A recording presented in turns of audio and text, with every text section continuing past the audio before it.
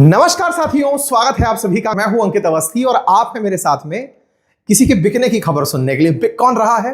पाकिस्तान की एयरलाइंस बिक रही है। और क्यों बिक रही है उसके पीछे का बड़ा कारण आज आपको हैरान कर दे। इन भाई साहब ने एक तगड़ा खेल कर दिया पाकिस्तानियों ने, क्योंकि आतंकी माइंडसेट के लोग हैं।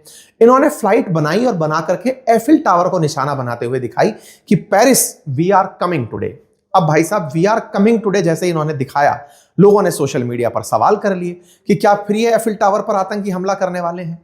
भाई 9/11 जैसा हमला करने वाले क्या पाकिस्तानी ये हरकत करने वाले हैं? आप पूछेंगे पाकिस्तानियों ने 9/11 थोड़ी किया था। भाई ओसामा बिन लादेन पाकिस्तान में ही पकड़ा गया था, एटबाबाद के अंदर। अब ये पाकिस्तानियों की सह से ही तो था। इस बात के ऊपर सरकार को इतना शर्मिंदा होना पड़ा कि सरकार ने जांच बिठाई कि अल्टीमेटली ये एडवर्टाइज बनाया किसने है।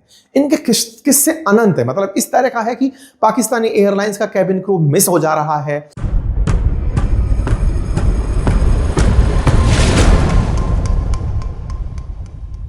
मैंने आपको कई बार अपने सेशंस के विश्लेषण में एक बात बहुत स्पष्ट रूप से रखी है, और वो बात ये कि यार पाकिस्तान की असली परेशानी ये है कि यहां पर सेना सब कुछ कंट्रोल करती है। ऐसे में पाकिस्तान अपनी जनता को बेवकूफ बनाए रखने के लिए दुनिया के देशों के साथ फिलहाल के लिए विदेशी संबंधों का उपयोग कर रहा है। या फिर ये कहिए कि उसे लगता है कि जैसे भारत ने किया था वैसा हम करेंगे तो कामयाब हो जाएंगे। भारत की विदेश नीति की दुनिया भर में बहुत तारीफें जब होने लगी, रशिया यूक्रेन युद्ध के चलते कि भारत रूस से तेल खरीद पाता है, अमेरिका को साधते हुए भी, तो फिर हमको ऐसा बनना चाहिए। और ऐसा करने में बहुत सारे लोगों ने ट्राई भी मारा। इमरान खान बेचारे फिलहाल जेल में भी इसलिए पाए गए, बताए भी हैं भी कि जिंदा नहीं पता, लेकिन कहा गया कि वो अल्टीमेटली पाकिस्तान को भी भारत की तरह ही विदेश नीति का मसीहा बनाना चाहते थे। उन्हें लगता था कि पाकिस्तान भी अगर सबको साधता रहा तो एक दिन वो कामयाब देश बन जाएगा। चलिए कोई बात नहीं। अब ताजा खबर यह है साथियों, पाकिस्तान अपना माल बेच रहा है पाकिस्तान एयरलाइंस। और पाकिस्तान एयरलाइंस बेचने का बड़ा रीजन बना है आईएमएफ। जी हां साथियों, पाकिस्तान की सरकारी जो एयरलाइंस है वो बिकने जा रही है आईएमएफ को कर्ज ना चुका पाने के कारण, आईएमएफ की पॉलिसीज को ना अपनाए जाने के कारण। अब आप पूछेंगे कि सर पाकिस्तान इंटरनेशनल एयरलाइंस बिक जाए, इसमें हमारा क्या लाभ है? पाकिस्तान इंटरनेशनल एयरलाइंस ने साथियों, जिस पाकिस्तान ने यह ख्वाब पाला था कि वो भारत का विदेश नीति में मुकाबला करेगा, आपको जानकर आश्चर्य होगा कि उसी विदेश नीति को सबसे ज्यादा चूना अगर किसी ने लगाया तो वो पाकिस्तान इंटरनेशनल एयरलाइंस थी। आप पूछेंगे वो कैसे? काफी सारे किस्से हैं, उनमें से कुछ किस्से मैं आज आपके सामने रखूंगा, जिनमें से एक किस्सा तो बड़ा अजीब है। वो ये कि एक समय पर इनके यहां पर जो पायलट्स थे उनके 60% जो पायलट के लाइसेंस थे वो फर्जी पाए गए थे। हद ये थी कि इनके पायलट्स के फर्जी लाइसेंस के चलते अमेरिका और यूरोपियन देशों ने अपने ऊपर उड़ने से मना कर दिया था कि पाकिस्तानी एयरलाइंस हमारे यहां नहीं आ सकती। बड़े ही जबरदस्त किस्से हैं। तो चलिए थोड़ा पाकिस्तान इंटरनेशनल एयरलाइंस का इतिहास बताते हुए मैं आज की स्थिति को विस्तार से आपके सामने रखूंगा। बताऊंगा कि ये जो कहानी आपके सामने आज बताई जा रही है, पाकिस्तान में इसे भी बड़ा पॉजिटिव तरीके से पीआर किया जा रहा है कि हम पाकिस्तान एयरलाइंस नहीं बेच रहे, देश के लिए कुछ काम कर रहे हैं। खैर कुछ और किस्से भी जानते हैं, क्योंकि इनके यहां पर फेक लाइसेंस का ही मुद्दा नहीं है, बहुत सारे मुद्दे हैं। इनमें से एक बड़ा इंटरेस्टिंग मुद्दा यह है कि पीआईए के बहुत सारे स्टाफ, चाहे वो पायलट्स हैं या फिर जो क्रू स्टाफ है, वो बहुत बार यूरोप की यात्रा पर जब गए तो वापस लौटकर फ्लाइट में नहीं आए और वहां एक पर्ची छोड़ गए कि थैंक यू पीआईए। अब आप पूछेंगे ये क्या कहानी है? कहानी ये है कि जैसे आपने इतनी बार सुना है इल्लीगल माइग्रेट करके जाने की, लोग एक जगह से दूसरी जगह बनकर पहुंच जाते हैं, जैसे इन दिनों अमेरिका जिनको अवैध प्रवासी बताकर निकाल रहा है, पाकिस्तान के तो एयरलाइंस के कर्मचारी, क्योंकि सैलरी उन्हें लंबे समय से नहीं मिलती थी, इसके चलते वो दूसरे देश में जब फ्लाइट पहुंचती थी वहां उसी खड़ी करके निकल जाया करते थे। मतलब हद ये होती थी कि सवारियां बैठी हैं, क्रू नहीं आया, पायलट नहीं आया, या फिर कहिए कि पायलट नहीं आया, क्रू घुसा हुआ है, सब वो निकल गया, एक थैंक यू नोट रख करके, थैंक यू पीआईए, आपके कारण मैं इस देश की धरती पर आ गया, अब मैं जा रहा हूं। 7,000 पाकिस्तानी इंटरनेशनल एयरलाइंस के जो एम्प्लॉइज थे उन्हें 2023 में तनख्वाह नहीं मिली थी फाइनेंशियल प्रॉब्लम्स के चलते। परिणाम ये निकला कि पाकिस्तान को अपनी पीआईए को बेचने का निर्णय करना पड़ा, क्योंकि आईएमएफ लगातार उनसे एक ही बात कह रहा था कि आप इसे बेचिए। अब पाकिस्तान ने इसे भी बड़ा शोकेस मॉडल बना दिया। क्या किया? यहाँ के प्रधानमंत्री कहते हैं कि साहब हम इसे बेचेंगे, लेकिन उसके लिए बोली लगवाएंगे और बोली लगवाकर उसे टीवी के सामने लाएंगे। मतलब आप सोचिए कि इनकी एक सरकारी कंपनी नीलाम हो रही है, नीलामी की प्रक्रिया को पारदर्शी रखना प्रधानमंत्री अपनी उपलब्धि बता रहे हैं। बकायदा इसके लिए उन्होंने 4 बड़े बिडर्स को बुलाया है। अब आप में से कुछ लोग कहेंगे कि सर ये हाल तो हमारे देश में भी होता है, सरकार हमारे देश के अंदर भी डिसइन्वेस्टमेंट करती है। बिल्कुल सही कह रहे हैं, सरकार का काम कमाना है ही नहीं, डिसइन्वेस्टमेंट करके पैसे जुगाड़ना, राजस्व इकट्ठा करना, सड़कें निर्माण करना, लोगों की सहूलियत करना, ये हर सरकार का काम है।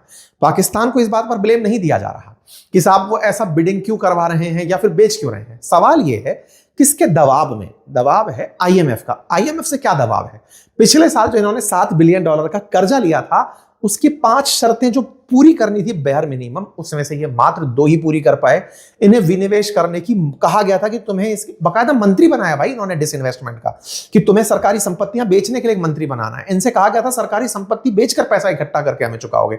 $7 बिलियन तभी मिलेगा तुम्हें जब तुम संपत्ति बेच करके हमें दिखाओगे कि हाँ हम नियत रखते हैं पैसा चुकाने की। ठीक है, पाकिस्तानी प्रधानमंत्री इसे दिखा ऐसे रहे हैं कि हम तो साहब देश की तरक्की के लिए काम कर रहे हैं और हम पर करप्शन के चार्जेस ना लगे, इसलिए हम ट्रांसपेरेंसी रख रहे हैं। अब आप पूछेंगे कि साहब ट्रांसपेरेंसी रखने के लिए तो अच्छी बात है, देखिए कितनी बड़ी बात है, कुछ देशों को सीखनी चाहिए। बिल्कुल सीखनी चाहिए, लेकिन यहां पर एक खेला हो रहा है, और खेला क्या हो रहा है मैं अब आपको वो बताता हूं। असल मायने में इन्होंने ट्रांसपेरेंसी के नाम पर जिन कंपनीज को इनवाइट किया है, उन कंपनीज में एक नाम बहुत ज्यादा चर्चा में चल रहा है, और वो नाम है फौजी फर्टिलाइजर कंपनी लिमिटेड। असल मायने में पाकिस्तान के अंदर 4 कंपनियां इस समय बिड में हैं। एक का नाम है लकी सीमेंट, दूसरे का नाम है एयर ब्लू, तीसरे का नाम है आरिफ हबीब, और चौथे का नाम है फौजी फर्टिलाइजर कंपनी लिमिटेड। ये जो फौजी फर्टिलाइजर कंपनी लिमिटेड है ना, ये इनकी सेना की कंपनी है। असल में क्या है कि पाकिस्तान के अंदर फौजी फाउंडेशन चलता है, जो कि इनका सबसे बड़ा कॉर्पोरेट हाउस माना जाता है। पाकिस्तान में जैसे अपने देश के अंदर टाटा को सबसे बड़ा कॉर्पोरेट हाउस, अंबानी, बिड़ला, इनको माना जाता है कि भाई बड़े घराने हैं, बड़ा व्यापार करते हैं।